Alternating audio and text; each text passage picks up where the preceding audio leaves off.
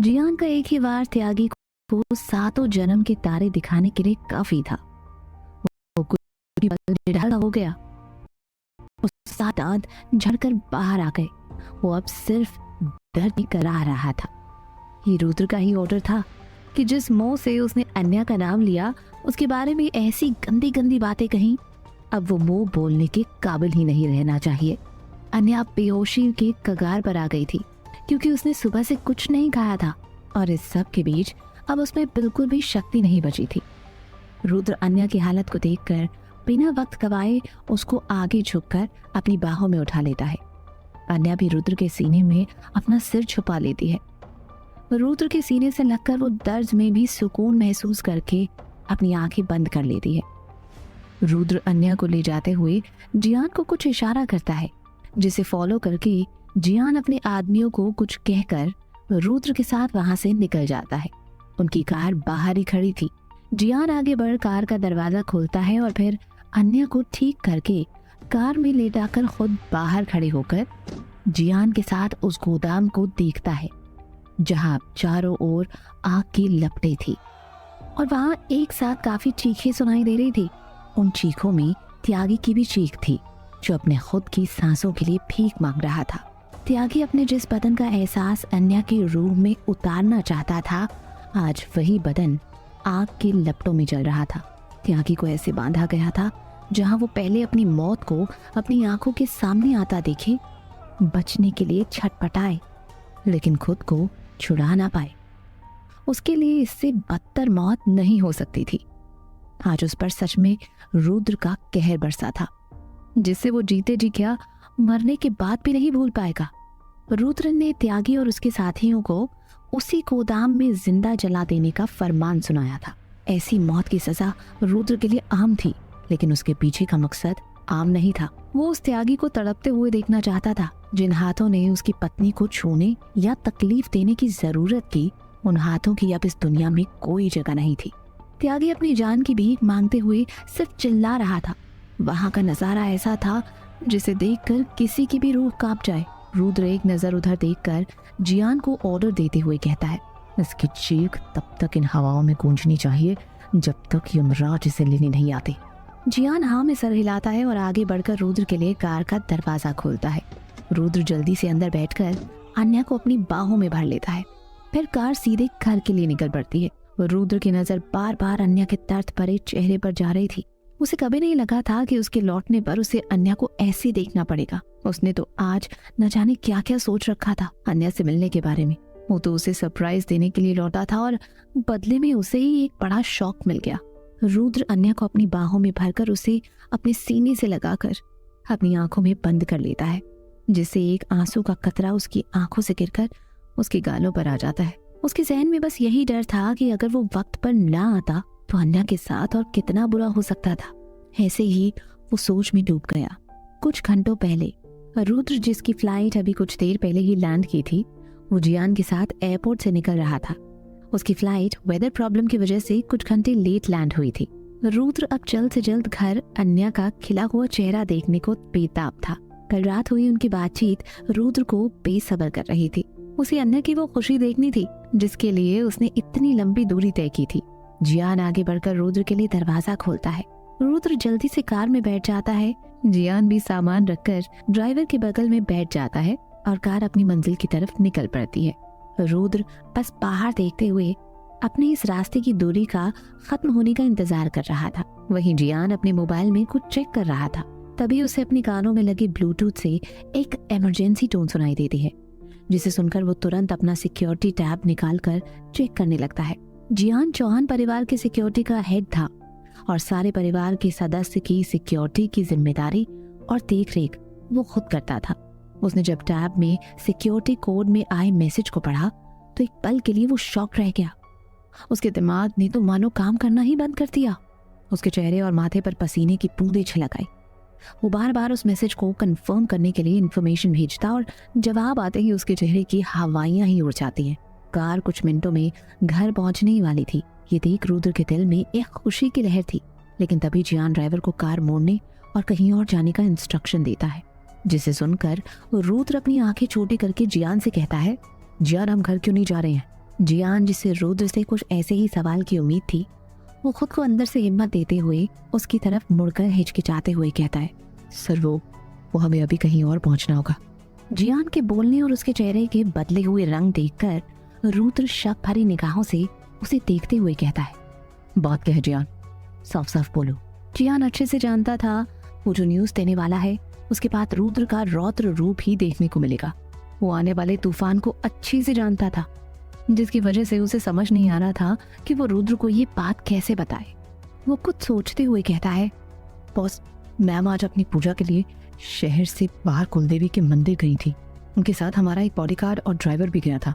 जियान को इतना सोचते हुए बोल रुद्र का सब्र मानो खत्म हो गया। वो गुस्से में गरजते हुए कहता है, जियान बात क्या है, मुझे साफ साफ बताओ। जियान रुद्र का गुस्सा देखकर सीधे कहता है, बॉस मैम कहीं मिल नहीं रही है। हमारे बॉडीगार्ड ने मैम के कहने पर उन्हें 2 पल के लिए मंदिर में अकेला छोड़ दिया था, लेकिन जब वो वापस आया तो मैम उसे कहीं नहीं मिली। उसने पूरे मंदिर के कोने कोने को छान मारा और साथ ही आसपास के एरिया भी, पर मैम का कुछ पता नहीं चल रहा।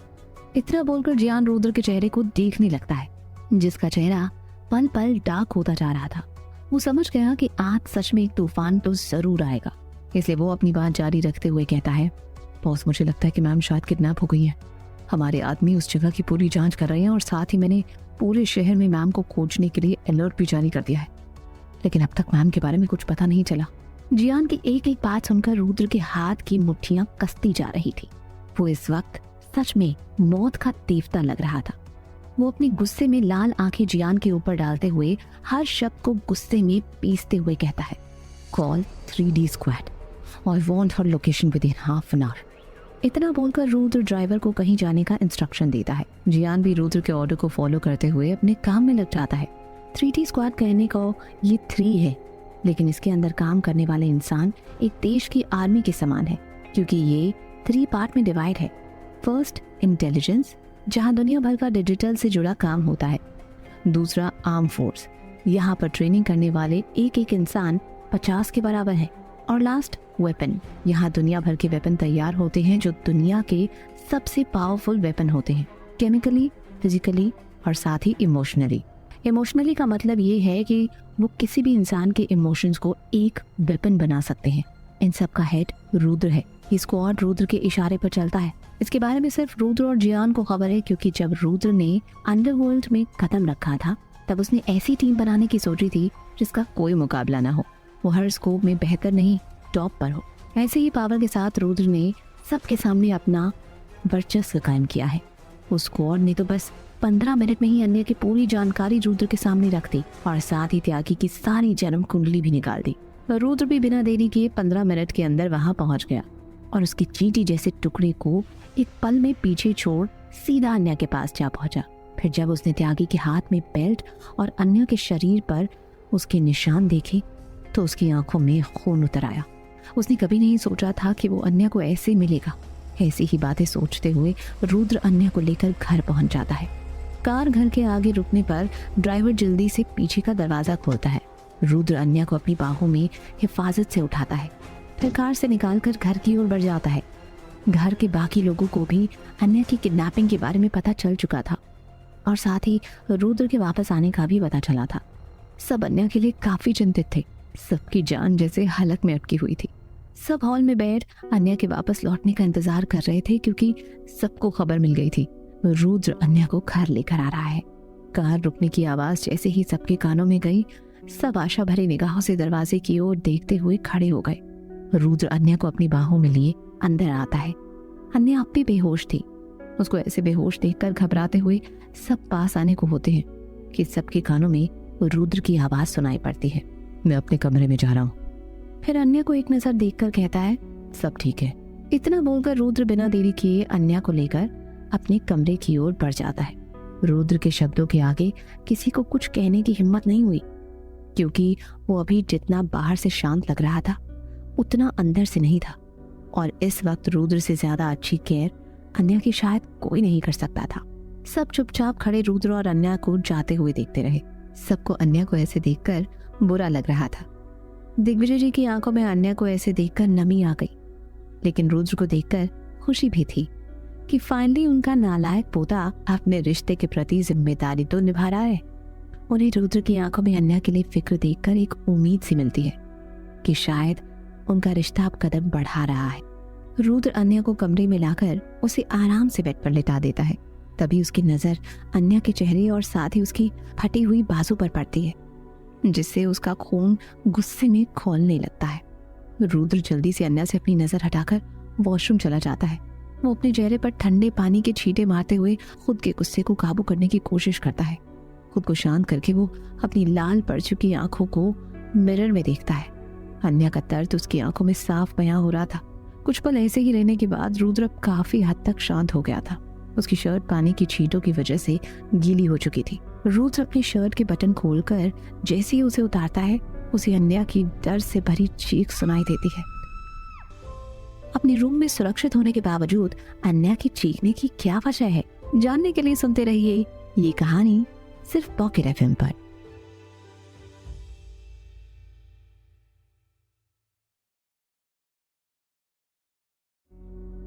रुद्र काफी हद तक शांत हो गया था। उसकी शर्ट पानी की छींटों की वजह से गीली हो चुकी थी। वो शर्ट के बटन खोलकर जिसे उतारने ही वाला था कि तभी उसे अन्या की दर्द से भरी चीख सुनाई देती है। ये सुनकर रुद्र हड़बड़ाते हुए सब कुछ छोड़कर वॉशरूम से बाहर आता है। अन्या बेड पर बैठी अपने चेहरे पर हाथ रख चिल्लाने के साथ साथ रो रही थी। शायद उसने उन्हीं दर्द भरे पल को अपने सपने में देखा था, जिससे वो काफी डर गई थी। रुद्र उसका रोना सुन भागते हुए जल्दी से उसके पास आता है और बेड पर बैठकर उसे अपने सीने से लगा चुप करवाते हुए कहता है, रिलैक्स, शांत हो जाओ, सब ठीक है, देखो हम घर आ गए हैं, अब तुम सेफ हो। रुद्र का प्यार भरा स्पर्श अन्या को अच्छा लगा। वो जल्दी ही उसके कहने पर रोना बंद कर देती है, लेकिन तभी उसके दिमाग में कुछ आता है जिससे वो रुद्र से अलग होकर अपना मुंह दूसरी तरफ कर लेती है। रुद्र अन्या के इस रिएक्शन को समझ नहीं पाता है। वो उसका चेहरा अपने दोनों हाथों में भरकर अपनी ओर घुमाते हुए कहता है, तुम ठीक हो? अन्या उसकी बात सुनकर एक पल मानो टूट सी जाती है। उसकी आंखों में आंसू बहकर सीधा रुद्र के हाथों पर गिर जाते हैं। वो झट से अपना हाथ आगे करके रुद्र के हाथों को अपने चेहरे से हटाते हुए अपनी नजर नीचे कर लेती है। रुद्र बस अन्या को देखते हुए समझने की कोशिश कर रहा था। फिर अन्या भारी आवाज में कहती है, आप मेरे पास बताएं, अब मैं आपके काबिल नहीं रही। उस राक्षस ने मुझे अपनी गंदी नजरों से देखा, मुझे छूने की कोशिश की, मैं गंदी हो चुकी हूँ, आपके लायक नहीं रही। इतना बोलकर वो वापस से रोने लगती है। वहीं रुद्र अन्या की बात सुनकर बस खामोशी से उसे देख रहा था। उसे समझ नहीं आ रहा था कि वो अन्या की इस बात पर कैसे रिएक्ट करे। फिर कुछ सोचकर बिना अन्या से कुछ कहे उसे अपनी बाहों में उठा लेता है। अन्या रुद्र के ऐसे गोद में उठाने से अपना सिर उठाकर उसे देखने लगती है। रुद्र का चेहरा इस वक्त खामोश था। अन्या कुछ कहने को होती है कि रुद्र उसको अपने साथ वॉशरूम ले जाता है और सीधा शावर के नीचे खड़ा करके शावर ऑन कर देता है। ठंडे पानी की धार जैसे ही अन्या के सिर पर अचानक से गिरती है, वो हड़बड़ा जाती है, लेकिन रुद्र सतर्क था, इसलिए वो अपने एक हाथ से कसकर उसकी कमर पकड़े हुए था। वहीं अपने दूसरे हाथ से अन्या के हाथ को पकड़कर वैसे ही शावर के नीचे खड़ा रखा। अन्या रुद्र की हरकत देख सीधा उसकी आंखों में देखने लगती है। रुद्र भी सीधा अन्या की आंखों में देखते हुए उसके दिल तक का रास्ता तय कर रहा था। दोनों ठंडे शावर के पानी में भीगते हुए एक दूसरे की आंखों में एक टक देख रहे थे। कुछ पल यूं ही भीगने के बाद रुद्र धीरे धीरे उसकी आंखों में देखते हुए उसके चेहरे के करीब बढ़ने लगता है।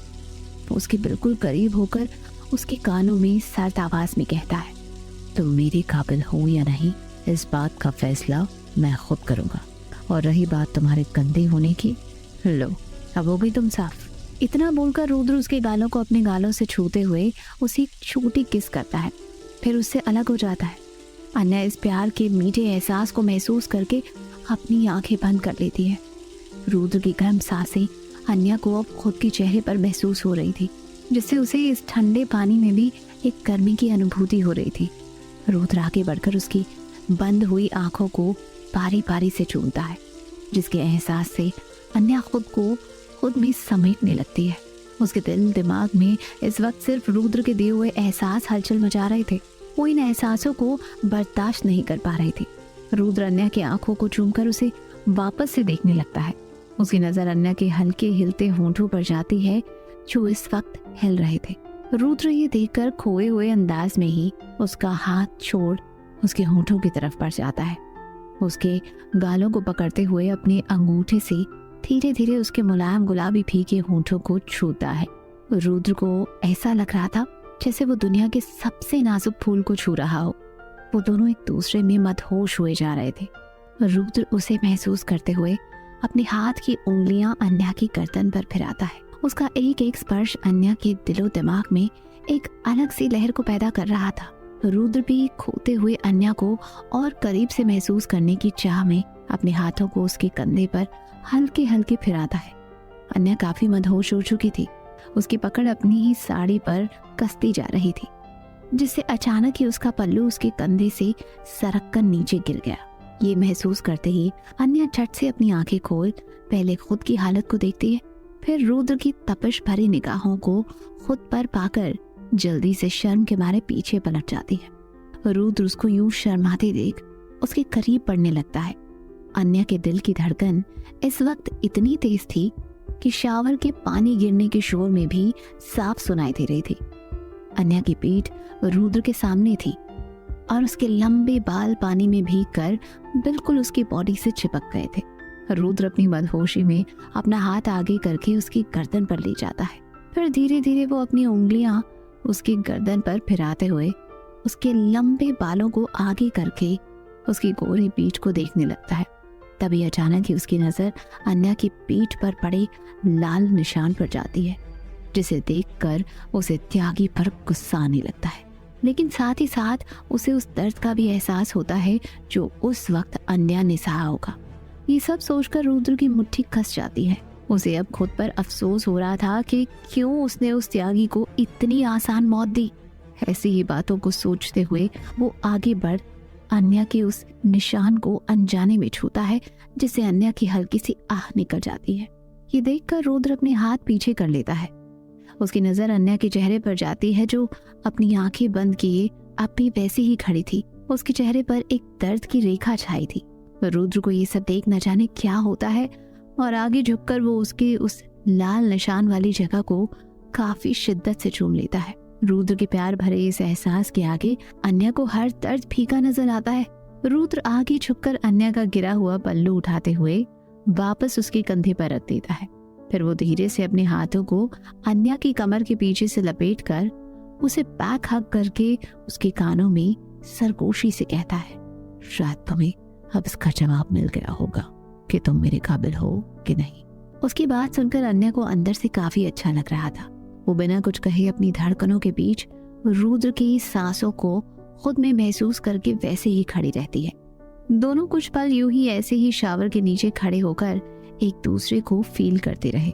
कुछ पल बाद रुद्र अन्या से दूर होते हुए कहता है, मैं बाहर जाता हूँ, तुम कपड़े बदल लो। इतना बोलकर रुद्र शावर बंद करके वहां से बाहर चला गया। अन्या वहीं खड़ी अपने और रुद्र के बीच के लम्हों को याद करके शर्मा गई।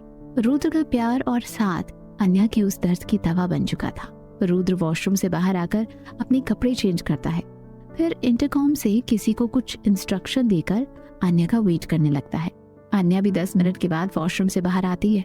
उसने इस वक्त हल्की गुलाबी रंग की हल्की साड़ी पहनी थी। वो अपने लंबे बालों को तौलिए में लपेटे हुए खुद में ही शर्मा रही थी। उनके बीच जो कुछ भी वॉशरूम में हुआ, ये सब अन्या के लिए काफी नया सा था। उसे अब रुद्र के सामने आने और उससे नजर मिलाने तक में शर्म आ रही थी। वो बस जल्द से जल्द बेड पर जाकर अपनी आंखें बंद करना चाहती थी।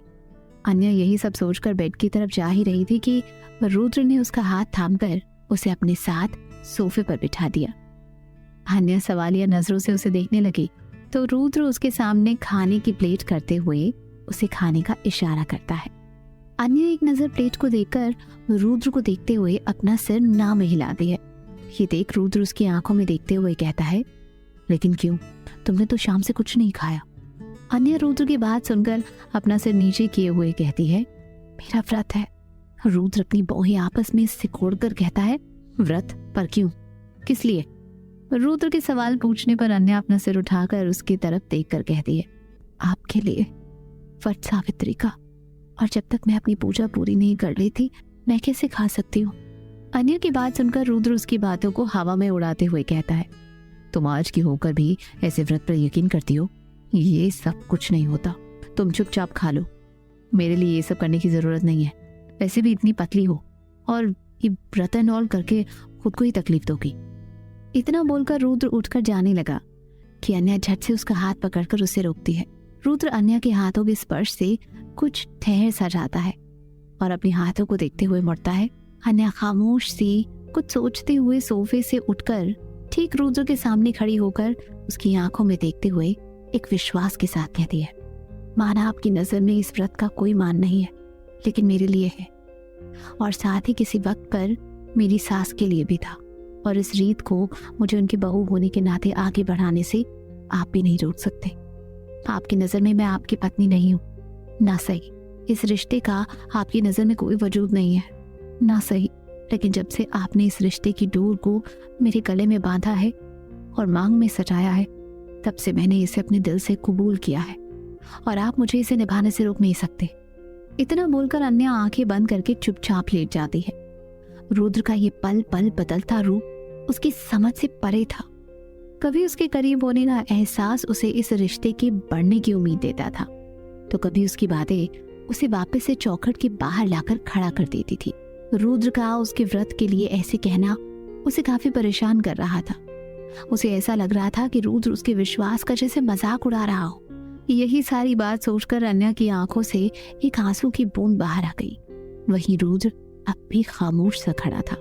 उसके जहन में अभी अभी अन्या की कही बातें और उसकी आंखों के विश्वास ने उसे अंदर तक सोचने पर मजबूर कर दिया था कि आखिर वो चाहता क्या है।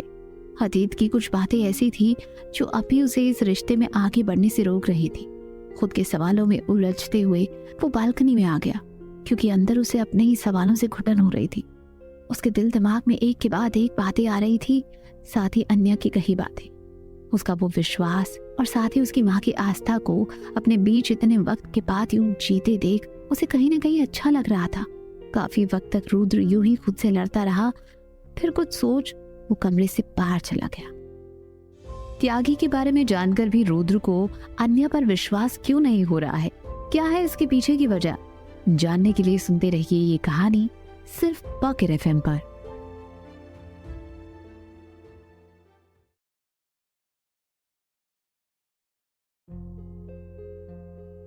अन्या रुद्र के जाने की आवाज सुनकर एक नजर दरवाजे को देखती है, फिर वापस से अपनी आंखें बंद कर लेती है। 15 मिनट बाद रुद्र हाथ में एक थाल लिए हुए कमरे में वापस आता है। वो थाल को टेबल पर रखकर अन्या के पास जाता है और उसकी साइड की लाइट ऑन करके उसके सामने खड़ा हो जाता है। अन्या चेहरे पर रोशनी बढ़ते ही अपनी आंखें खोल देती है। अन्या की नजर रुद्र की नजरों से टकराती है। वो कुछ कहती उससे पहले ही रुद्र अपने चेहरे पर बिना किसी भाव के शांति से कहता है, भूखे पेट तो तुम्हें नींद आने से रही, इससे बेहतर है कि तुम अपना व्रत पूरा करके इसे तोड़ दो। मैं आज के बाद तुम्हारे विश्वास पर कोई सवाल नहीं उठाऊंगा। फिर टेबल की तरफ इशारा करते हुए कहता है, मुझे आइडिया तो नहीं कि क्या क्या जरूरत पड़ती है इस पूजा में, लेकिन जो समझ आया सब ले आया। तुम देख लो, मैं बाहर बालकनी में तुम्हारा वेट कर रहा हूँ। इतना बोलकर रुद्र सीधा बालकनी में चला गया। अन्या उसकी बात सुनकर अब भी शौक होकर बालकनी की ओर देख रही थी। उससे विश्वास नहीं हो रहा था कि अचानक रुद्र इतना कैसे बदल गया कि उसकी बातों को वैल्यू होने लगी। अन्या को तो 2 पल लग गए इस बात को बिलीव करने में कि उसने अभी अभी जो सुना वो सच है। वो कुछ सोचकर मुस्कुरा उठी और जल्दी से पूजा की थाल लेकर बालकनी में रुद्र के सामने खड़ी हो गई। फिर अपने सिर पर पल्लू रखकर पूजा करने लगती है। उसके चेहरे की खुशी देखकर रुद्र के दिल को सुकून मिल रहा था। वो बिना कुछ कहे बस चुपचाप खड़ा अन्या को निहार रहा था। अन्या अपनी पूजा खत्म करके रुद्र को इशारा करती है तो वो उसे अपने हाथों से पानी पिलाकर उसका व्रत खोलता है। फिर अन्या उसके पैरों को छूने के लिए झुकने लगी, लेकिन रुद्र उसे रोककर ना वे इशारा करता है। फिर बिना कुछ कहे उसे वापस अपने साथ कमरे में ले जाता है। रुद्र अन्या को सोफे पर बिठा खाने की प्लेट आगे करता है।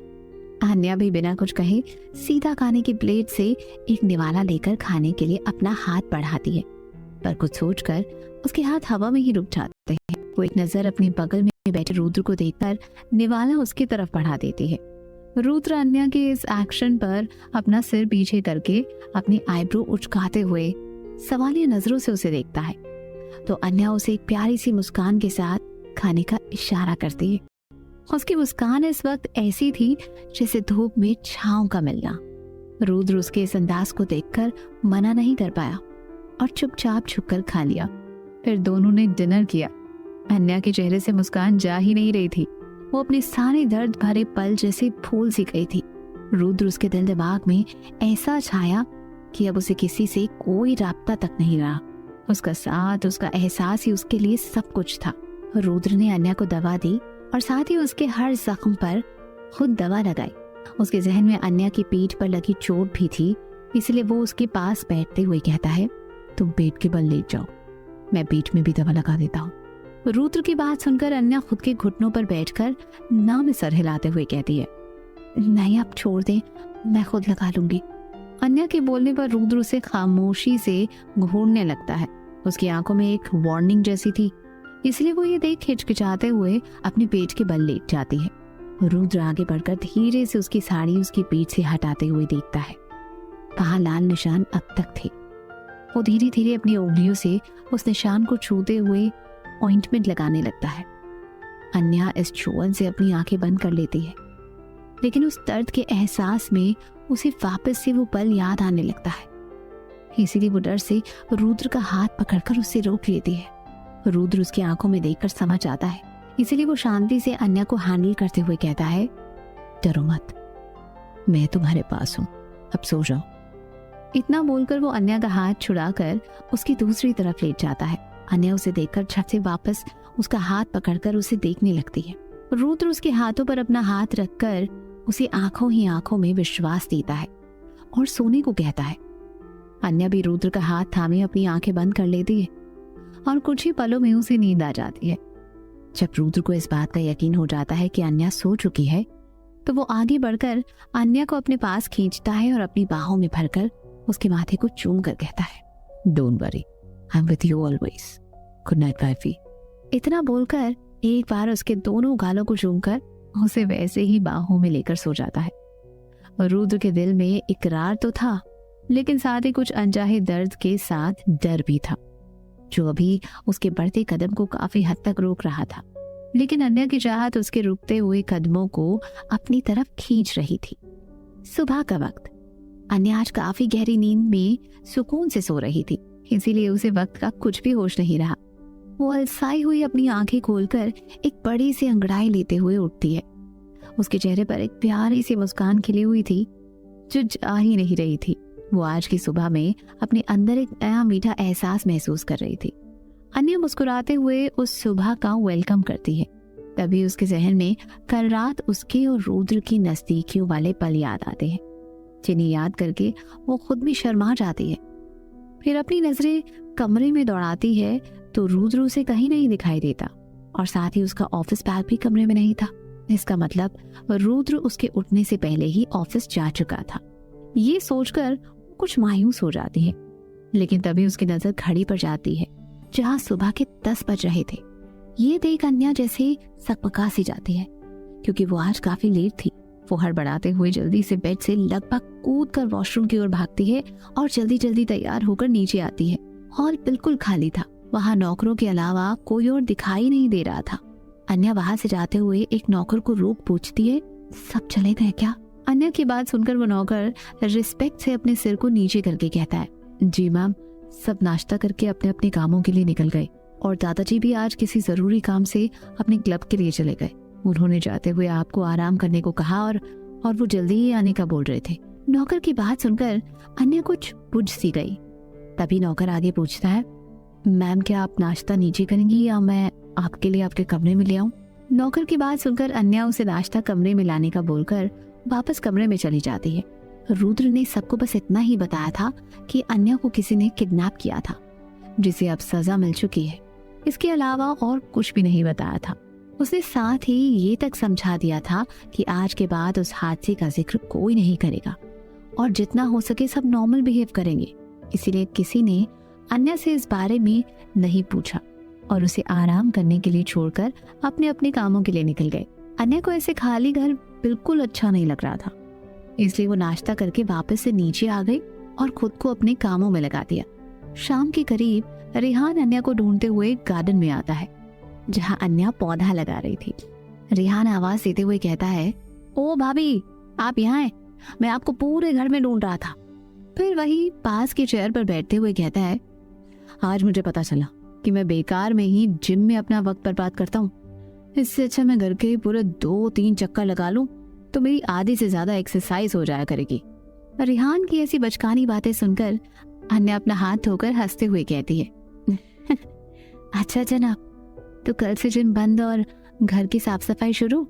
रेहान बेचारा सा मुंह बनाते हुए कहता है, अरे नहीं भाभी, अगर जिम नहीं गया तो आपका वो अकड़ू पति है ना, वो मुझे चैन से सोने नहीं देगा। आपको तो पता है कि वो फिटनेस फ्रीक इंसान है। एक आप ही हो जो उनके इस जुनून से बची हो, वरना उनके मन में आया तो आपको भी उठाकर जिम ले जाएंगे।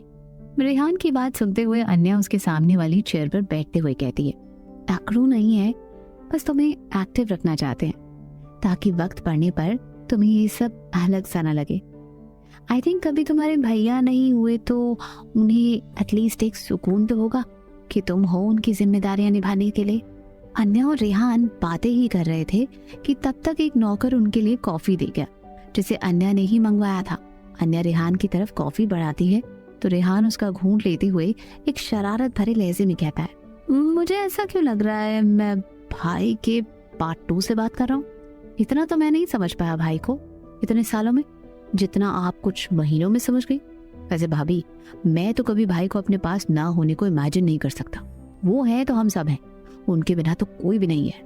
अन्या उसकी बात सुनकर मुस्कुराते हुए अपनी कॉफी पीते हुए कहती है, बहुत मानते हो ना तुम अपने भाई को? रेहान अन्या के इस सवाल के पूछने पर एक खोए हुए अंदाज में कहता है, बहुत क्या होता है ये नहीं पता भाभी, बस इतना जानता हूँ भाई वो है जिसके लिए मैं सुकून से जी रहा हूँ। फिर अन्या की तरफ देख कहता है, आपको पता है बचपन में जब मैं छोटी छोटी बातों पर रो देता था तो भाई मुझे चुप कराने की जगह और डांटते थे और साथ ही मुझे हॉस्टल भेजने की धमकी देते थे, लेकिन उनकी वो डांट मेरे लिए उस वक्त सबसे बड़ा सहारा था। उस डांट के बीच छुपा प्यार मैं शब्दों में बयां नहीं कर सकता। उन्हें शुरू से अपनी फीलिंग बयां करनी नहीं आती। ये बात तो अब आप भी समझ गए होंगे। रेहान की बात सुनकर अन्या को उसके और रुद्र के बीच की बातें याद आ जाती हैं, जहां उसके कठोर शब्द भी सिर्फ उसकी फिक्र के लिए थे। अन्या वो सब सोचकर मुस्कुरा देती है, फिर मुस्कुराते हुए अपनी कॉफी खत्म करती है। रेहान यूं ही अन्या को रुद्र की परछाई से रूबरू करवाता है और अन्या उसे सुनकर रुद्र को खुद के और करीब महसूस करके कुछ शर्मा जाती है। अन्या को यूं शर्माता देख रेहान शरारत से अपनी आंखों में चमक भरकर कहता है, वाह भाभी, भाई का नाम सुनकर तो आपके गाल से लेकर कान तक लाल हो रहे हैं, क्या कुछ होने लगा है? रेहान के ऐसे कहने पर अन्या सकपका जाती है और अपनी गाल को छूते हुए अपनी नजर इधर उधर करके कहती है, अरे नहीं, ऐसी बात नहीं है। रेहान अन्या की हालत देख उसकी और मजे लेते हुए कहता है, अरे भाभी, ऐसी नहीं तो कैसी बात है? आप कहें तो मैं खुद को चाचू बनने के लिए तैयार कर लूं। रेहान के ऐसे डायरेक्ट बोलने पर अन्या उसे आंखें फाड़कर देखने लगती है, फिर उसे घूरते हुए कहती है, आपको बहुत जल्दी है तेवर जी। अन्या और रेहान एक दूसरे को देखकर हंस देते हैं। फिर अन्या हंसते हुए कहती है, ऐसे रेहान, तुम मुझे क्यों ढूंढ रहे थे? तुमने बताया नहीं। रेहान अन्या को क्यों ढूंढ रहा था, जानने के लिए सुनते रहिए ये कहानी सिर्फ पॉकेट एफएम पर।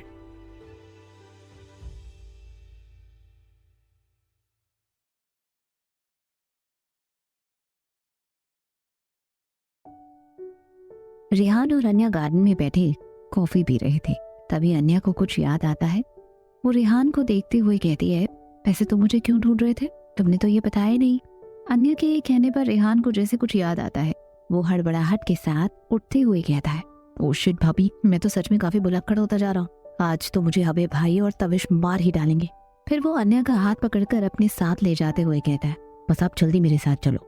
रेहान का ऐसे बोलने और अपने साथ ले जाते हुए देख अन्या कंफ्यूजन में उसे टोकते हुए कहती है, लेकिन कहाँ रेहान, हमें कहाँ जाना है? रेहान उसकी बात सुनकर उसे अपने साथ जल्दी से ऊपर लेकर जाता है और बेडरूम के सामने खड़ा करते हुए कहता है, डिनर पर भाभी, हम डिनर पर जा रहे हैं। क्यों, कैसे, कहाँ, इसका जवाब मैं बाद में दूंगा। फिर जल्दी से अन्या के कबर्ड से उसके लिए अच्छी सी ड्रेस चूज करके उसके हाथ में पकड़ाते हुए कहता है, इसे पहन लो भाभी और हाफ आवर में तैयार होकर नीचे आ जाना। मैं भी तैयार होकर आपका नीचे वेट करता हूँ। इतना बोलकर रेहान जाने लगता है। अन्या कुछ बोलने को होती है कि रेहान जाते हुए कहता है, भाभी बस हाफ एन आवर है, जल्दी, बी फास्ट, ओके, फास्ट। इतना बोलकर रेहान जल्दी से कमरे से निकलकर दरवाजा बंद करके चैन की एक सांस लेते हुए कहता है, ओफ, बच गया। फिर अपना फोन निकालकर तविश को मैसेज टाइप करके सेंड करता है, task done, coming in half an hour, be ready. उधर से झट से तविश का कुछ रिप्लाई आता है, जिसे पढ़कर रेहान मुस्कुराते हुए अपने कमरे की ओर चला जाता है। अन्या पहले अपने हाथ में पकड़ी ड्रेस को देखकर रेहान की बातें सोचने लगती है। सवाल तो काफी थे उसके मन में। वो खुद से कहती है, हमेशा तूफान के जैसा आता है और बिना कुछ सही सही बताए चला जाता है। ये सब सोचकर अन्या एक लंबी सांस भरते हुए तैयार होने चली जाती है। वैसे भी घर में रहते रहते वो भी कुछ बोर हो गई थी और उसके लिए कुछ चेंज हो जाएगा, इसीलिए वो चुपचाप तैयार हो जाती है। आधे घंटे में वो पूरी तरह से तैयार होकर खुद को मिरर में एक नजर देखती है। आज वो काफी दिनों बाद एक अलग ही रूप में थी। उसने सॉलिड ब्लैक कलर की पेंसिल ड्रेस पहनी थी और साथ ही गले में एक सॉलिड गोल्ड की काफी खूबसूरत वेस्टर्न ज्वेलरी और कानों में स्टड डाले थे। बालों को कर्ल करके पीछे की तरफ हल्का समेटा था और साथ ही ब्लैक हाई हील सैंडल्स के साथ गोल्डन पर्स कैरी किया था। चेहरे पर आज न्यूड लिपस्टिक के साथ हल्का मेकअप उसकी खूबसूरती कई गुना बढ़ा रहा था। वो मिरर में एक नजर खुद को देखकर खुद ही नहीं पहचान पाई। अब तक रेहान के 10 से भी ज्यादा कॉल आ चुके थे, इसीलिए वो जल्दी से अपना टचअप करके कमरे से निकल गई। वो जब सीढ़ियों से होते हुए नीचे आ रही थी तो बेसब्री से इंतजार कर रहे रेहान की नजर उस पर पड़ी। उसके मन में बस एक ही बात आई कि अपनी भाभी की खूबसूरती का एक अलग अंदाज है।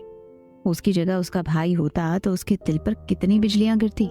रेहान अपनी इसी सोच में गुम था कि अन्या उसके पास आते हुए कहती है, चले।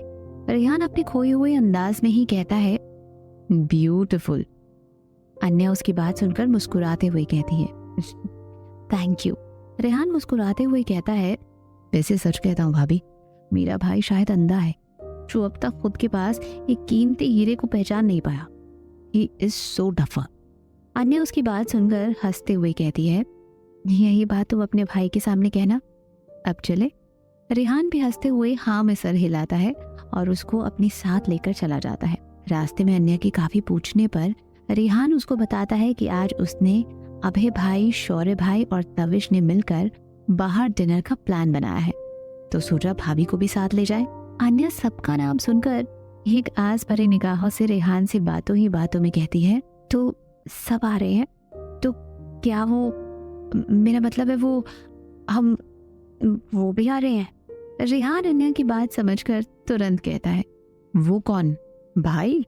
अरे भाभी पूछो मत, भाई से वक्त की उम्मीद करना, वो भी हमारे साथ पार्टी के लिए, बेफिजूल है।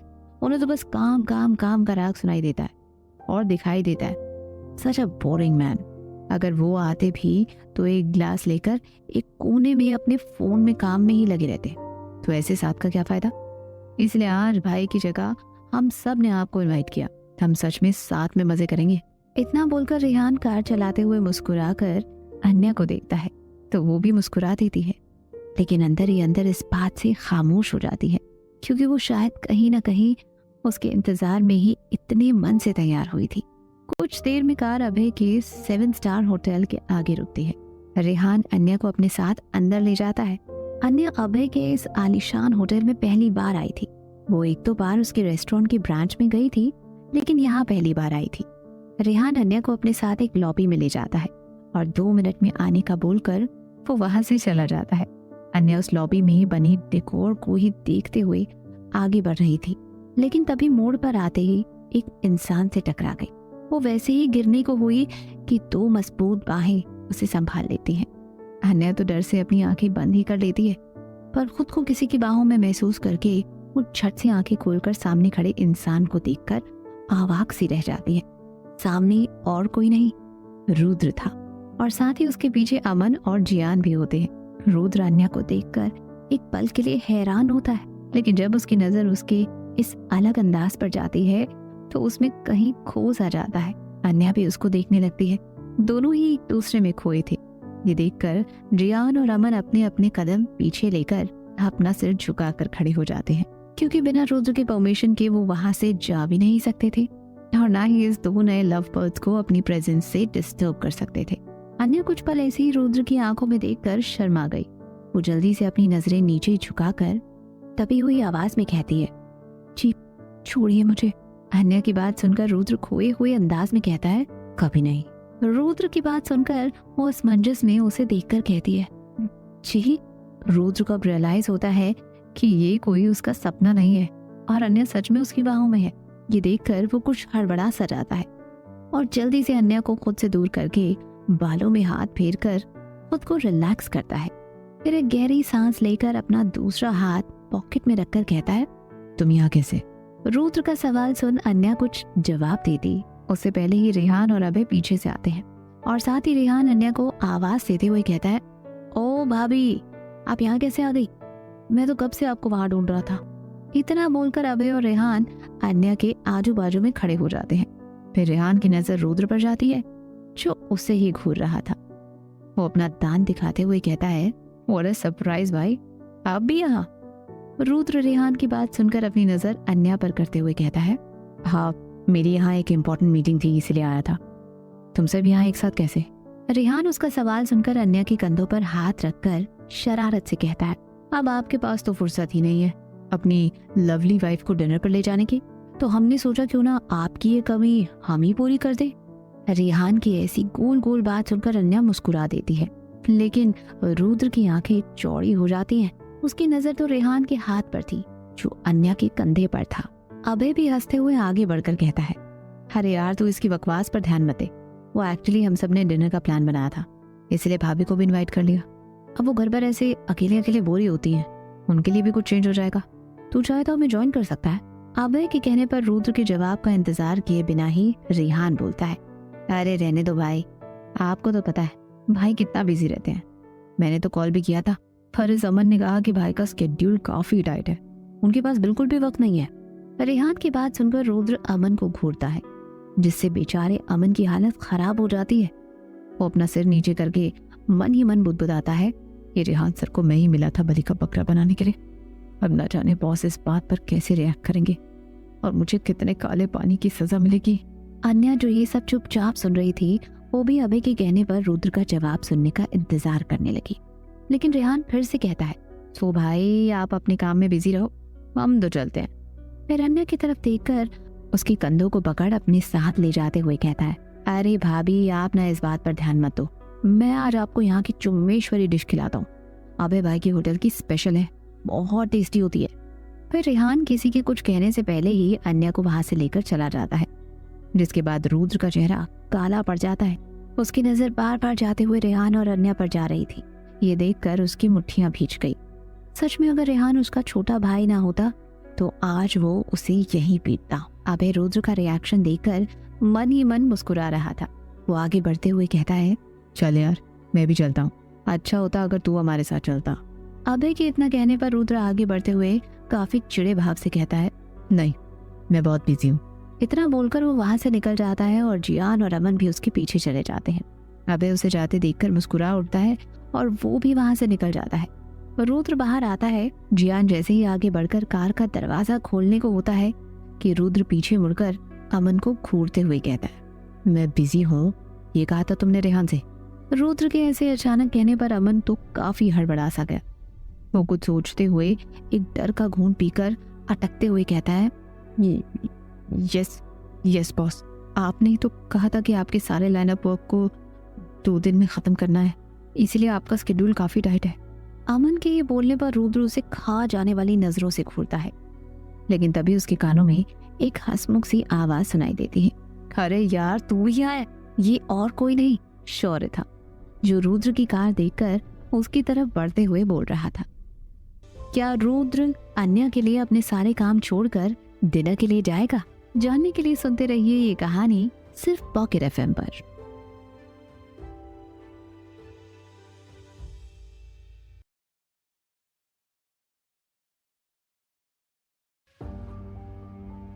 रुद्र शौर्य को ठंडा लुक देते हुए कार में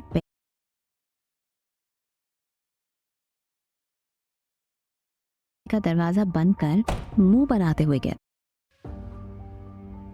रुद्र शौर्य को ठंडा लुक देते हुए कार में बैठने ही वाला होता है कि शौर्य जल्दी से उसकी गाड़ी का दरवाजा बंद कर मुंह पर आते हुए कहता है, क्या यार, तेरे भाव तो एक पॉपुलर सेलिब्रिटी से भी ज्यादा है, ऐसे कहाँ भाग रहा है तू डिनर पर नहीं चल रहा हमारे साथ? रुद्र बार बार डिनर का नाम सुनकर चिढ़ते हुए कहता है, नहीं मैं बिजी हूँ।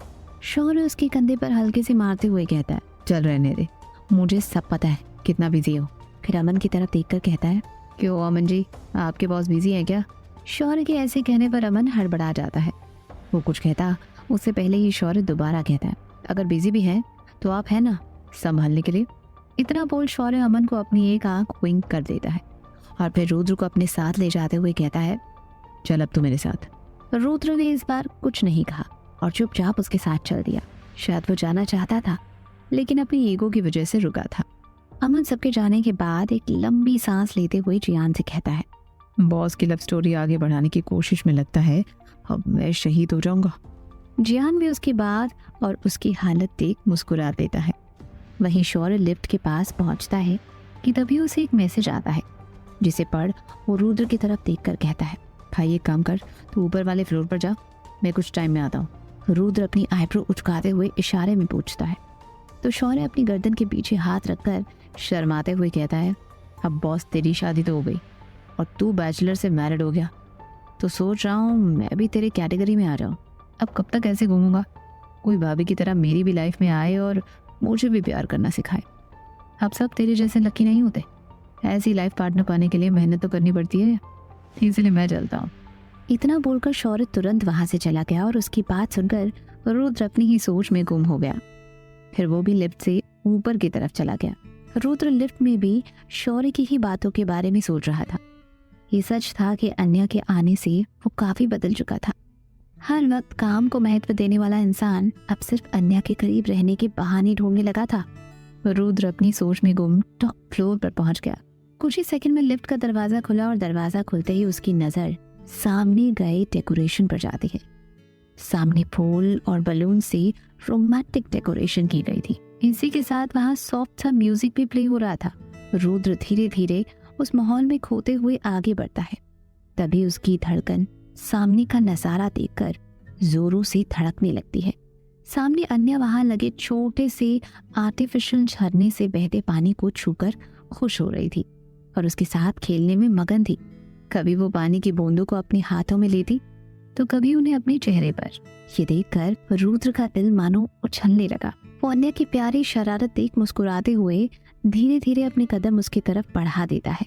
अन्य ने जैसे ही किसी के कदमों की आवाज सुनी तो वो नजर उठाकर सामने देखती है। रुद्र को सामने खड़ा देख वो हैरान रह जाती है। उसे तो विश्वास ही नहीं हो रहा था कि रुद्र वहां वापस आ गया। वो हैरानी से रुद्र को देखते हुए आगे बढ़ती है। उसे तो यही लग रहा था कि ये उसका सपना है। वो रुद्र के पास खड़ी होकर अपना हाथ उसकी तरफ बढ़ाते हुए रुद्र के गालों को छूती है। उसे एक झटका सा लगता है और वो तुरंत अपना हाथ पीछे करके हैरानी से पूछती है, आप सच में यहाँ है? रुद्र उसकी बड़ी बड़ी आंखों में देखकर अपनी एक पौ उचकाते हुए कहता है, झूठ में कैसे हुआ जाता है मुझे नहीं पता। तुम यहाँ अकेले क्या कर रही हो? बाकी सब कहाँ हैं? रुद्र का सवाल सुनकर अन्या कहती है, वो तविश और रेहान की दोस्त का अचानक एक्सीडेंट हो गया जिसकी वजह से उन दोनों को जाना पड़ा। उन्होंने कहा कि अभय और शौर्य आ ही रहे होंगे, इसलिए उन्होंने मुझे यहीं रुक इंतजार करने को कहा है। ये सुनकर अचानक ही रुद्र के दिमाग में कुछ स्ट्राइक करता है क्योंकि शौर्य तो नीचे से ही अचानक कहीं चला गया और रही बात अभय की तो रुद्र कुछ सोचता उससे पहले ही उसके फोन में एक मैसेज का नोटिफिकेशन आता है। वो अपना फोन निकालकर जैसे ही चेक करता है तो उसकी भौहें चढ़ जाती हैं क्योंकि ये मैसेज अभय का था जिसमें लिखा था, सॉरी यार, मैं डिनर पर तुम लोगों को ज्वाइन नहीं कर पाऊंगा। वो होटल में एक अर्जेंट मीटिंग होने की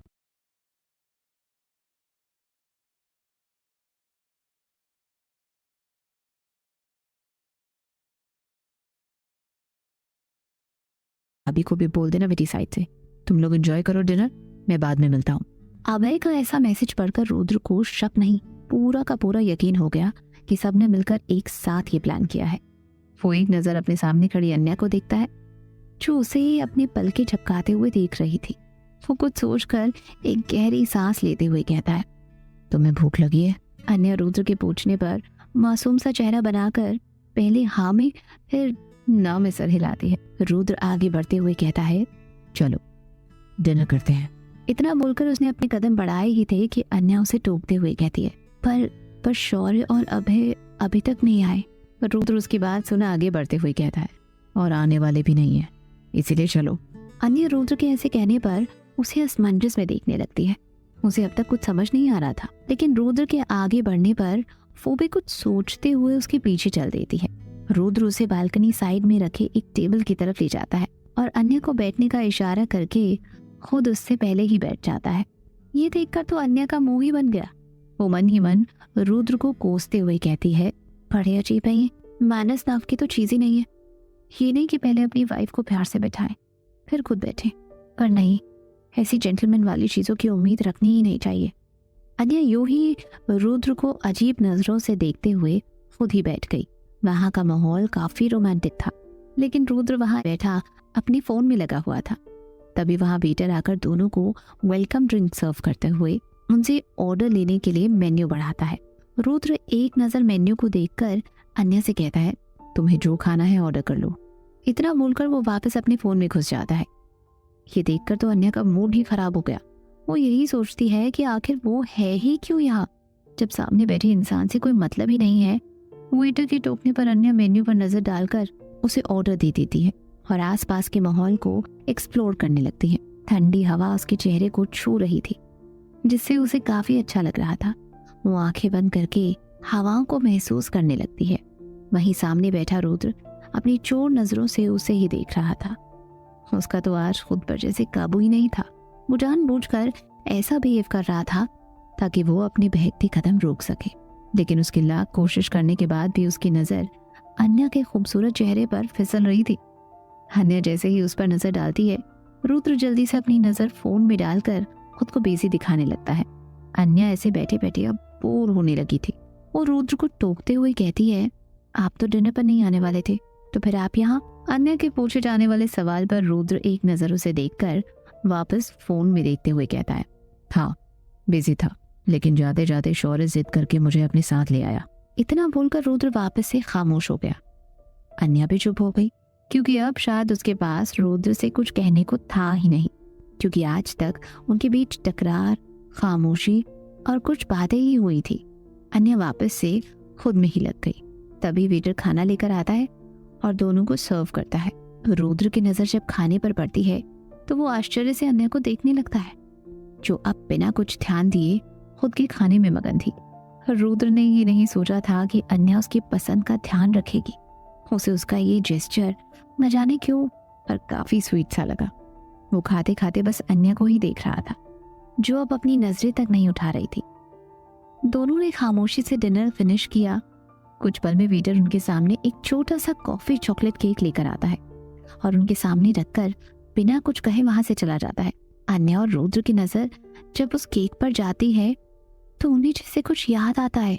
उस केक के ऊपर लिखा था, हैप्पी 6 मंथ एनिवर्सरी। हाँ, आज उनकी शादी को 6 मंथ कंप्लीट हो चुके थे, जिस बात का दोनों को ही होश नहीं था। उस केक को देखकर अन्या खुश हुई, लेकिन जब उसने उस टैग को पढ़ा तो उसका खिला हुआ चेहरा मुरझा सा गया। इन कुछ दिनों में जैसे वो सब भूल सी गई थी, जैसे अपना और रुद्र का रिश्ता, रुद्र की शर्तें। लेकिन उस केक को देखकर उसे शादी के बाद के बिताए हुए दिन से ज्यादा बचे हुए दिन याद आ रहे थे। रुद्र की डेडलाइन याद आ रही थी। वो पल याद आ रहे थे जिस वक्त उसने उस डाइवोर्स के कॉन्ट्रैक्ट को साइन किया था। अन्या को उस पल तो इस रिश्ते से कुछ उम्मीद नहीं थी, लेकिन अब थी। यही सोचते हुए अन्या का दिल भर आया। उसे यही लग रहा था जैसे वो कुछ दिनों के लिए सो सी गई थी और अब होश में आई है तो सिर्फ 6 महीने बचे हैं उसके पास इस रिश्ते में रहने के लिए। अन्या अपने दिल का गुबार जल्दी से अपने दिल में समेट कर टेबल से उठती है और बिना रुद्र की तरफ देखते हुए कहती है, मुझे घर जाना है। इतना बोलकर वो बिना रुद्र के जवाब का इंतजार किए जाने लगती है। रुद्र उसका ऐसा रिएक्शन देख असमंजस में पड़ जाता है। वो जल्दी से उठकर जाती हुई अन्या का एक हाथ पकड़कर फिक्र भरे स्वर में पूछता है, क्या हुआ अचानक तुम्हें? सब ठीक है? तबीयत तो ठीक है तुम्हारी? अन्या बिना पलटे सीधा जवाब दे दिया, मेरी तबीयत ठीक है और बाकी सब भी ठीक है। जो नहीं है वो भी कुछ महीनों में हो जाएगा। आप मुझे घर छोड़ दें, मुझे दादाजी को बीपी की मेडिसिन भी देनी है। अन्या के शब्द इस वक्त उसके जज्बात से मेल नहीं खा रहे थे। रुद्र को कुछ समझ नहीं आ रहा था, इसलिए वो भी चुपचाप आगे बढ़ जाता है। दोनों खामोशी से नीचे आकर कार में बैठ जाते हैं। अन्या बस बाहर रात में चगमगाते शहर को देख रही थी। बाहर अंधेरा भी था और रोशनी भी। ये दोनों एक साथ एक दूसरे के लिए थे, लेकिन ऐसा साथ जो अन्या को अपने जीवन में दिखाई नहीं दे रहा था। अन्या जो पल भर की खुशी में खुश हो रही थी, वो उसके ख्वाब थे जो अब वक्त के तराजू में टूटने लगे थे। रुद्र की नजर बार बार अन्या के उस खामोश चेहरे पर टिक रही थी। उसे समझ नहीं आ रहा था कि अचानक इस बात को सोचकर अन्या का चेहरा मुरझाया हुआ है। कार जैसे ही घर के आगे रुकती है, अन्या जल्दी से कार से निकलकर तेज कदमों से घर के अंदर चली जाती है। रुद्र उसे देखते ही रह जाता है। अन्या के जाने के बाद रुद्र अंदर जाता है और सीधे अपने स्टडी रूम की तरफ बढ़ जाता है, क्योंकि उसे कुछ जरूरी काम था। उसे लगा कि शायद अन्या थक गई होगी, इसीलिए घर आने को कह रही थी। ऐसे ही सोचते हुए वो स्टडी रूम में जाकर अपने कामों में लग जाता है। वहीं अन्य कमरे में आते ही वॉशरूम में घुस जाती है और शावर के नीचे अपने घुटनों के बल बैठ जाती है। उसकी आंखों में आंसू नहीं थे, लेकिन चेहरे पर दर्द साफ दिख रहा था। क्या अन्या को रुद्र की उसकी नज़दीकियां दिलाएंगी उसका हक? क्या अन्या को मिलेगा रुद्र की पत्नी होने का दर्जा? जानने के लिए सुनते रहिए ये कहानी सिर्फ पॉकेट एफएम पर।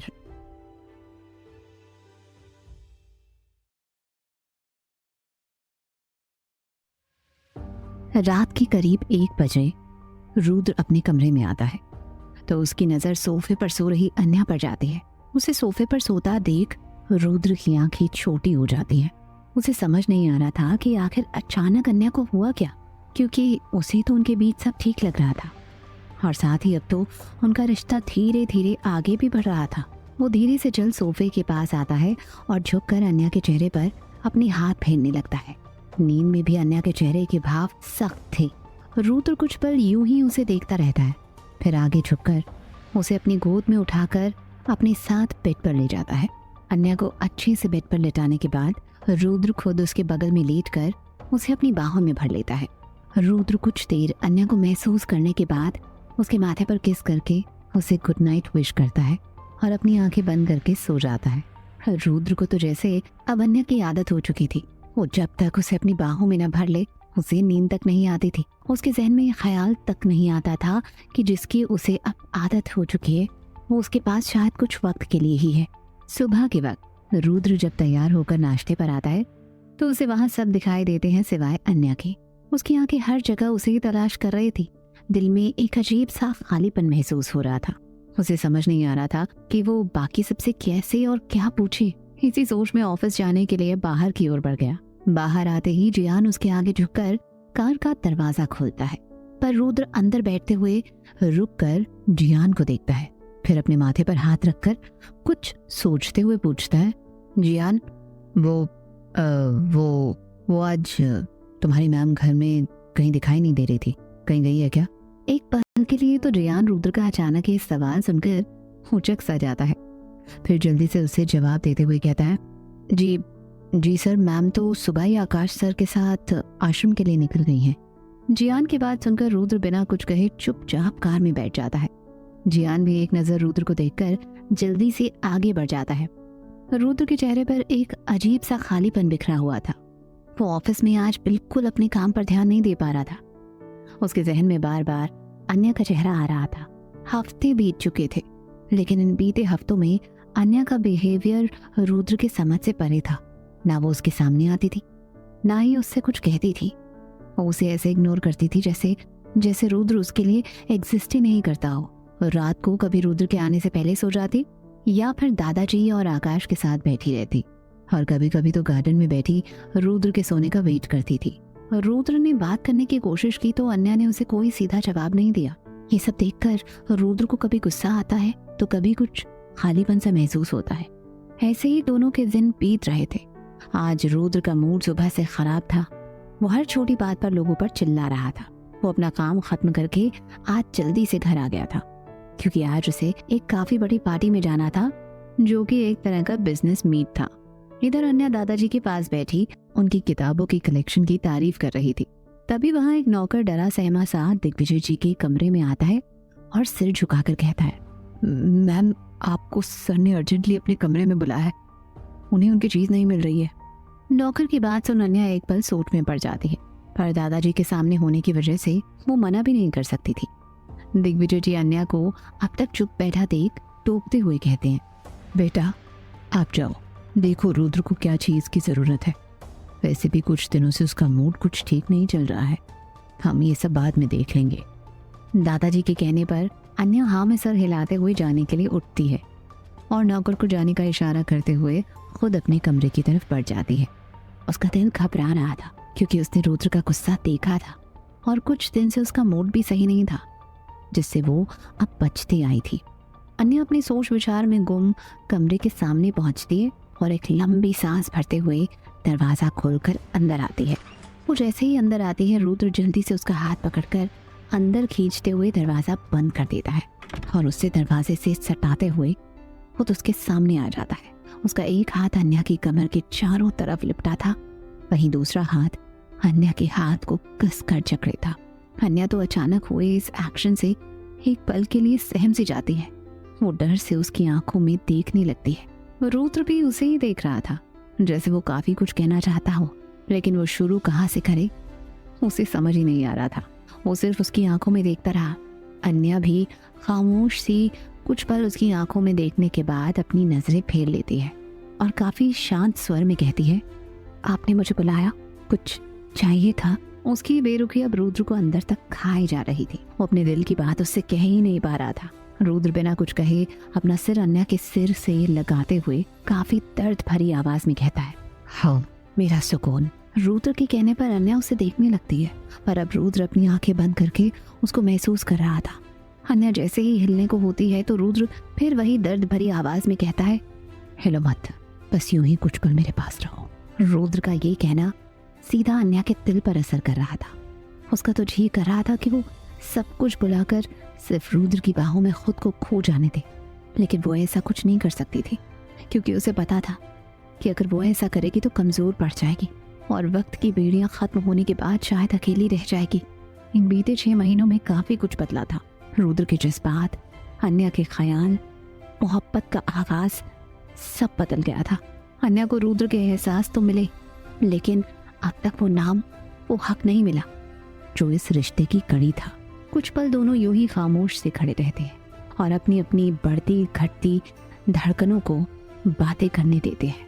फिर अचानक ही रुद्र अन्या को छोड़कर उससे अलग होता है और एक नजर उसके चेहरे को देखकर बिना कुछ कहे वहां से निकल जाता है। अन्या तो उसे बस ताकते ही रह जाती है। वो अब भी बुत बनी वहीं खड़ी थी, क्योंकि जाते जाते रुद्र ने अपने वो एहसास उसके पास छोड़ दिए थे जो अब उसे रह रहकर बेचैन कर रहे थे। रुद्र नीचे आकर जल्दी से कार में बैठकर पार्टी के लिए निकल जाता है। पार्टी एक काफी बड़े 7 स्टार होटल में थी। वहाँ देश विदेश के जाने माने बिजनेसमैन भी आए हुए थे और साथ ही कुछ ऐसे लोग भी थे जो बिजनेस की दुनिया में कदम रखना चाहते थे। तभी वहाँ रुद्र की एंट्री होती है। वहाँ मौजूद हर इंसान रुद्र राय चौहान की रुतबे और कामयाबी से वाकिफ था। सब उसके साथ अपने बिजनेस की उन्नति करना चाहते थे, इसलिए सब लोग अपने हाथों से ग्लास लेकर उसकी तरफ बढ़ जाते हैं। रुद्र एक एक करके कुछ लोगों से मिलता है तो कुछ को इग्नोर करके आगे बढ़ जाता है। यहाँ आने का उसका मन तो नहीं था, लेकिन कुछ जरूरी क्लाइंट ने उसे काफी इंसिस्ट किया था और साथ ही उसके बिजनेस के लिए आना जरूरी था। रुद्र का चार्म इस कदर था कि उस पार्टी में हर लड़की सिर्फ उसे पाने के सपने देखना चाहती थी। हर बड़े से बड़ा बिजनेसमैन सिर्फ रुद्र को अपना दामाद बनाना चाहता था, इसीलिए वो बहाने से अपनी बेटी की नुमाइश कर रहे थे। लेकिन रुद्र किसी को आंख उठाकर नहीं देखता है और चुपचाप सबको इग्नोर करके आगे बढ़ जाता है। किसी को खबर ही नहीं थी कि जिसको पाने के वो सपने देख रहे थे वो अब सिर्फ उसका सपना ही बनकर रह गया है। उसके दिल और आंखों में तो पहले ही कोई और चेहरा बस चुका है। कुछ पल यूं ही सबके बीच रहने पर रुद्र को काफी खाली सा लगने लगा। वो साइड में एक टेबल पर बैठकर अपने लिए एक स्कॉच ऑर्डर करता है। वेटर जल्दी ही उसकी ड्रिंक रखकर चला जाता है। रुद्र खामोश सा अपनी ड्रिंक एंजॉय करते हुए सिर्फ अन्या के बारे में सोच रहा था। वो 2 पल का सुकून उसे बार बार याद आ रहा था। रुद्र अपनी सोच में गुम था कि तभी 2 बाहें पीछे से आकर उसको हक करती हैं। ये देखकर रुद्र जल्दी से उसके हाथ खुद से दूर हटाकर कठोर लहजे में कहता है, कितनी बार कहा है समायरा, दूर रहकर बात किया करो।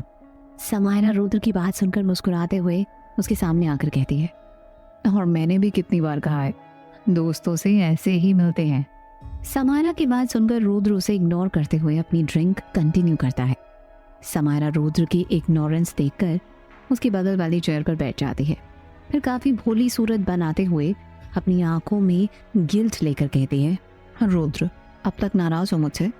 सॉरी यार, वो डैड की ऐसी हालत देख मैं काफी घबरा गई और सारा का सारा दोष तुम पर लगा दिया। जानती हूँ डैड की गलती थी, लेकिन उस वक्त मैं सिर्फ एक बेटी होने के नाते अपने डैड का सिर्फ दर्द देख रही थी, उनकी गलती नहीं देख पा रही थी। फिर वो कान पकड़ते हुए कहती है, I am sorry Rudra, please मुझे माफ कर दो। रुद्र उसकी बात सुनकर अपनी ड्रिंक के सिप लेते हुए काफी कैजुअली जवाब देता है, इट्स ओके। रुद्र का इतना फीका जवाब सुनकर समायरा का तो मुंह ही बन जाता है, क्योंकि रुद्र उसकी हर बात पर उससे काफी लाइटली लेता है। लेकिन वो अपनी स्माइल नहीं खोते हुए मुस्कुराते हुए कहती है, और बताओ दादाजी कैसे हैं? इन सब में मैं उनसे मिलने तक नहीं आ पा रही हूँ। रुद्र वापस से अपनी ड्रिंक पीते हुए बिना उसकी तरफ देखे सीधे लहजे में कहता है, ठीक है।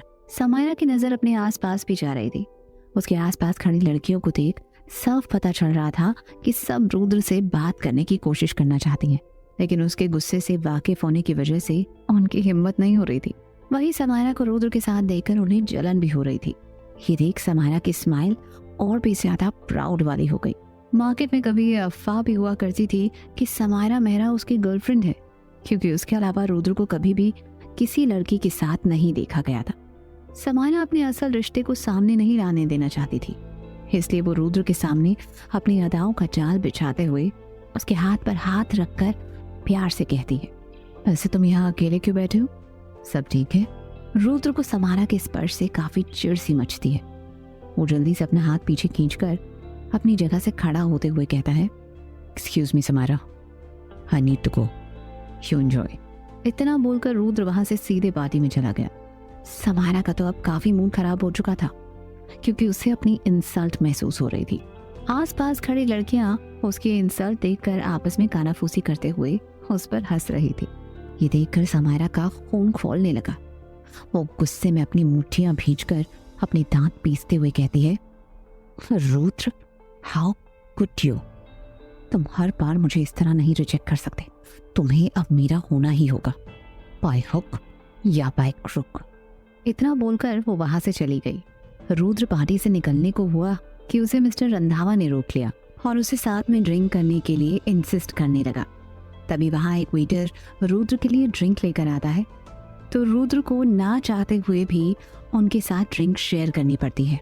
मिस्टर रंधावा उससे कुछ बात करने लगते हैं और बीच बीच में वो ड्रिंक के साथ टोस्ट भी करते हैं। क्या समय पूरा होने के बाद अन्या और रुद्र अलग हो जाएंगे या उनके एहसास उन्हें हमेशा हमेशा के लिए एक कर देंगे? जानने के लिए सुनते रहिए ये कहानी सिर्फ पॉकेट एफएम पर।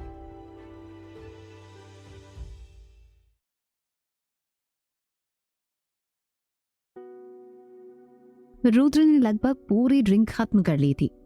वहीं दूर खड़ी समायरा ये सब देखकर मन ही मन खुश हो रही थी। उसकी आंखों में रुद्र को किसी भी कीमत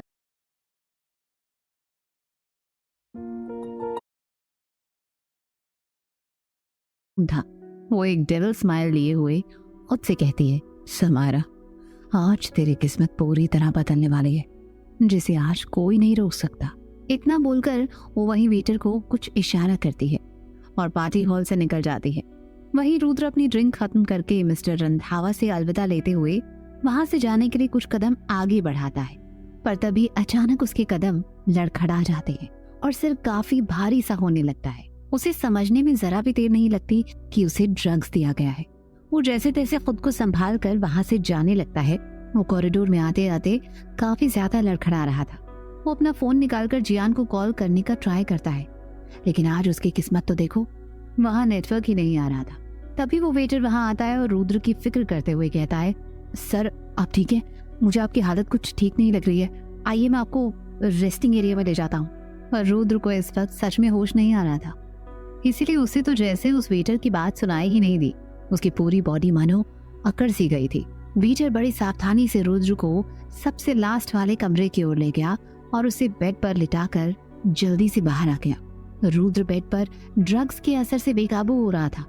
उसके जहन में एक बार फिर कुछ पुरानी यादों ने दस्तक दी। वो समझ गया कि अब दोबारा कोई अपनी चाल में कामयाब होने वाला है। वो वेटर जल्दी से कॉरिडोर पास करके अपने सामने खड़े समायरा को देखकर काफी कामुक स्माइल के साथ गया था। तब उनका ईगो भी काफी हर्ट हो चुका था। समायरा को देखकर काफी कामुक स्माइल के साथ कहता है, ma'am your room is ready.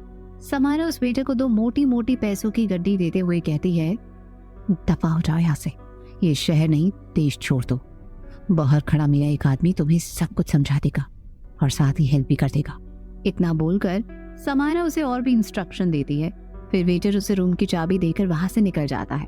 Samaira उस चाबी को देखकर मन ही मन आज अपनी जीत पर खुश हो रही थी। वो जल्दी से अपने आसपास नजर घुमाकर उस कमरे की तरफ बढ़ जाती है। फिर मन ही मन आज सब कुछ पा लेने की चाह में उस कमरे का दरवाजा खोलती है। सुबह का वक्त, रुद्र का कमरा। रुद्र अपने बेड पर औंधे मुंह लेटा हुआ था। तभी मोबाइल में आने वाले कॉल की आवाज से रुद्र की नींद खुल जाती है। वो अपनी आंखें धीरे धीरे खोलकर अपने आसपास मोबाइल टटोलता है, लेकिन उसे मोबाइल कहीं भी नहीं मिलता है, जिसे देखकर वो चिल्लाते हुए बेड पर पलटता है। रुद्र अपनी आंखें खोलकर सबसे पहले ऊपर देखता है, फिर 1-2 बार पलकें झपकते हुए बीती रात की बात याद करके हड़बड़ाते हुए उठकर बैठ जाता है। अचानक झटके से उठने की वजह से उसके सिर में काफी तेज दर्द होता है। वो अपना सिर संभालकर अपनी नजरें इधर उधर चारों तरफ कमरे में डालता है। कमरे की हालत देखकर वो और भी ज्यादा हैरान रह जाता है। उसके कल रात के पहने हुए कपड़े बेड के इधर उधर बिखरे थे और साथ ही कुछ सामान भी बिखरा था। रुद्र की नजर जब खुद पर जाती है तो उसे एक धक्का सा लगता है, क्योंकि वो बेड पर पूरा का पूरा न्यूड लेटा हुआ था और ब्लैंकेट से खुद के निचले हिस्से को ढका हुआ था।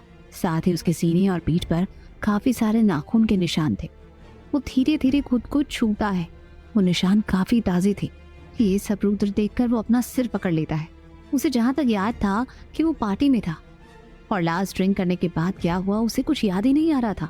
रुद्र को समझ नहीं आ रहा था कि वो पार्टी से यहाँ कमरे में कैसे आया और ये सब क्या है। और सबसे जरूरी सवाल उसके मन में आता है कि अन्या कहाँ है? क्या कल उसने अन्या के साथ कुछ गलत तो नहीं किया? ये सोचकर रुद्र काफी ज्यादा घबरा जाता है। वो झट से बेड से उठता है कि तभी उसके पैरों के पास एक काला कपड़ा नजर आता है। रुद्र नीचे झुककर जैसे ही उस कपड़े को चेक करता है तो उसका डर मानो यकीन में बदलने लगता है। ये अन्या की नाइटी थी जो काफी जगह से फटी हुई थी और साथ ही उसके 2 टुकड़े भी कर दिए गए थे। ये सब देखकर रुद्र पूरे कमरे में अन्या को ढूंढने लगता है, लेकिन वो कहीं नजर नहीं आती है। रुद्र इस हाल में बाहर नहीं जा सकता था, इसीलिए वो जल्दी से वॉशरूम में जाकर फ्रेश होता है। कुछ पल में जल्दी से फ्रेश होकर वो हड़बड़ाते हुए नीचे आता है और सबसे पहले किचन और डाइनिंग एरिया में अन्या को तलाश करता है, लेकिन वो वहां भी नहीं थी। रुद्र जल्दी से दादाजी के कमरे के पास जाता है, लेकिन दादाजी भी शांति से सो रहे थे। उसके दिल में एक घबराहट थी कि अगर उसकी अनजाने में की गई गलती से अन्या कहीं उसे नफरत न कर बैठे या उसे छोड़कर चली गई तो वो क्या करेगा? कैसे जी पाएगा उसके बिना, जिसे एक पल ना देखने से उसकी सांस थम जाती है। वो जानता था अन्या इस वक्त उसे गलत समझ रही होगी, इसीलिए वो जल्दी से उसे खोजकर अपनी बात कहना चाहता था, लेकिन अन्या उसे कहीं मिल ही नहीं रही थी। रुद्र अन्या को पागलों की तरह ढूंढ रहा था। वो ढूंढते हुए घर से बाहर आता है और सामने से आते जियान को देखकर वो जल्दी से उसके पास बढ़ जाता है और घबराई हुई आवाज में पूछता है, जियान अन्या कहाँ है? कहाँ गई वो? तुम्हें कुछ पता है कहाँ गई? अगर तुम्हें पता है तो मुझे अभी के अभी ले चलो उसके पास। इतना बोल रुद्र आगे बढ़ता है कि जियान की फिक्र भरी आवाज आती है, boss are you okay? Rudra झल्लाते हुए मुड़कर कहता है, ये सारे सवाल पूछने का वक्त नहीं है मेरे पास, मुझे अभी के अभी अन्या के पास जाना है, जल्दी चलो। जियान रुद्र का घबराया हुआ चेहरा देखकर एक गहरी सांस लेते हुए कहता है, लेकिन सर मैम ने हमें उनके पीछे आने से मना किया है। जियान की बात सुनकर रुद्र हैरान परेशान नजरों से उसे देखकर उसकी बाहें पकड़ कर कहता है, क्या मतलब मना किया है? आखिर कहाँ गई है वो? और सबसे जरूरी बात जियान, मैं कल रात घर कैसे आया? रुद्र के काफी सारे सवाल सुनकर और साथ ही उसकी परेशानी भांप कर जियान उसको रिलैक्स करते हुए कहता है, बॉस रिलैक्स, आपको कल घर मैं ही लाया था, आपको कुछ याद नहीं है? कल किसी ने आपको ड्रग्स दिया था। जियान के ऐसा कहने पर रुद्र अपने दिमाग पर जोर देता है तो जियान आगे कहता है, बॉस कल रात जब मैं आपके चलने के मैसेज पढ़कर कार लेकर आपका इंतजार कर रहा था तब आप काफी देर होने पर भी नहीं आए तो मुझे फिक्र होने लगी। मैं खुद आपको लेने पार्टी के अंदर गया तो आप मुझे कहीं नहीं दिखे। ये सब देखकर मैं काफी परेशान हो गया और सारे आदमियों को अलर्ट करके आपको ढूंढने में लगा दिया। तब आप मुझे एक कॉरिडोर में दीवार के सहारे ड्रग्स के नशे में मिले थे। जियान के कहने पर रुद्र को कुछ कुछ याद आता है। फ्लैशबैक। उस वेटर के जाने के बाद भी रुद्र को कुछ ठीक नहीं लग रहा था। उसके अंदर की गर्मी जैसे बढ़ती जा रही थी। उसके दिमाग में बस एक ही बात थी कि वो यहाँ नहीं रुक सकता। इसीलिए वो खुद को संभाल कर काफी मुश्किल से खड़ा होता है और बेड के सहारे चलकर साइड में रखे पानी के जार के पास जाकर खुद के ऊपर पानी उड़ेल लेता है। उसे पानी के असर से कुछ राहत तो मिली, लेकिन ड्रग्स अपना काम शुरू कर चुका था। इसीलिए वो अब खुद को और कंट्रोल नहीं कर पा रहा था। वो अंदर से किसी मछली की तरह तड़प रहा था। पूरी की पूरी बॉडी गर्म हो चुकी थी और साथ ही पसीने से भीग चुकी थी। ये ड्रग्स इतना असरदार था कि रुद्र पर कोई दवा या इंजेक्शन का कुछ भी असर नहीं होने वाला था। उसे अब जिस चीज़ की ज़रूरत थी वो था किसी लड़की का शारीरिक प्यार। रुद्र अंदर से खुद को संभाल कर जैसे तैसे दरवाजे के पास आता है और उसे खोलने की कोशिश करता है, लेकिन दरवाज़ा बाहर से ही बंद था। रुद्र ने अब दरवाज़ा पीटना शुरू कर दिया। पास से ही रूम सर्विस वाला गुजर रहा था, जो ऐसे दरवाज़ा पीटने की आवाज़ सुनकर जल्दी से मास्टर की से उसका दरवाज़ा खोल देता है। रुद्र की हालत देखकर वो सर्विस बॉय परेशान स्वर में उसे पकड़ने की कोशिश करते हुए कहता है, सर आर यू ओके? मैं हेल्प बुलाता हूँ, सर आप यहीं रुके। रुद्र उसकी आवाज़ सुनकर भी अनसुना करके खुद को उसकी पकड़ से झटक देता है और दीवार के सहारे चलने लगता है। वो सर्विस बॉय रुद्र की फिक्र में उसके साथ बढ़ता हुआ कहता है, सर आपके साथ कोई है? मैं किसी को बुला दूँ? फिर रुद्र की हालत पर नजर डाल कहता है, सर आप रुक जाएं, मैं जल्दी से आपके लिए पानी लाता हूँ। इतना बोलकर वो सर्विस बॉय पानी लाने चला जाता है। रुद्र भी अपने कदमों को संभाल कर आगे बढ़ने लगता है। कुछ पल में उस ड्रग्स ने रुद्र के दिमाग से जैसे खेलना शुरू कर दिया। वो अपना होश खोता उससे पहले ही जियान वहाँ आ जाता है और रुद्र को इस हाल में देखकर जल्दी से उसे सहारा देते हुए कहता है, बॉस ये क्या हुआ आपको? आप ठीक हैं? रुद्र कुछ समझने की स्थिति में न था। उसका चेहरा अब लाल पड़ चुका था। ये देखकर जियान परेशान स्वर में कहता है, बॉस हमें अभी हॉस्पिटल चलना होगा, आपकी हालत कुछ ठीक नहीं है। इतना बोलकर जियान रुद्र को अपने साथ संभाल कर बाहर ले आता है और कार के पास ले जाता है। फिर उसे पैसेंजर सीट पर बैठाकर खुद ड्राइवर सीट पर आ जाता है और जल्दी से उसे पानी की बोतल देते हुए कहता है, बॉस आप लीजिए पानी पीजिए, हम अभी हॉस्पिटल चलते हैं। रुद्र एक दो घूंट पानी पीकर खुद को अंदर से कंट्रोल करके काफ़ी कसी हुई आवाज़ में कहता है, नहीं हम हॉस्पिटल नहीं जा रहे, तुम मुझे घर ले चलो। रुद्र के ऐसा कहने पर जियान जो लगभग कार स्टार्ट कर चुका था वो जल्दी से उसकी तरफ मुड़ परेशान नजरों से कहता है, लेकिन बॉस आपकी हालत? रुद्र जियान के टोकने पर गुस्से भरी आवाज़ में कहता है, जो एहसास से मुझे घर जाना है तो मुझे अभी के अभी घर ले चलो। रुद्र का गुस्सा देखकर जियान ने कुछ ना कहना ही सही समझा। वो साफ देख सकता था कि रुद्र कितनी ज़्यादा तकलीफ में है। वो जैसे अंदर ही अंदर जानता था कि रुद्र घर जाने की जिद क्यों कर रहा है। इसीलिए वो बिना कुछ कहे चुपचाप कार तेज स्पीड में घर की ओर मोड़ लेता है। रुद्र खुद के अंदर बदल रहे जज्बात को काबू करके खुद शांत रखने की काफ़ी कोशिश कर रहा था, लेकिन अब नामुमकिन सा हो गया था। उसके जहन में जैसे एक ही नाम था जो इसे इस दर्द से छुटकारा दिला सकती थी, वो थी अन्या। सिर्फ उसका ही चेहरा आंखों के सामने वो देख रहा था। रुद्र को इस वक्त ये समझ नहीं आ रहा था कि जो कदम वो उठाने वाला है उसका अंजाम क्या होगा और क्या होगा उसके और अन्या के रिश्ते का भविष्य। कार कुछ ही पलों में घर के आगे रुकती है। जियान रुद्र को सहारा देते हुए कार से निकलकर घर के अंदर ले जाता है। घर बिल्कुल शांत था क्योंकि इस वक्त रात के 12 बज रहे थे। जियान सहारा देते हुए रुद्र को उसके कमरे के बाहर छोड़ देता है और वापस चला जाता है।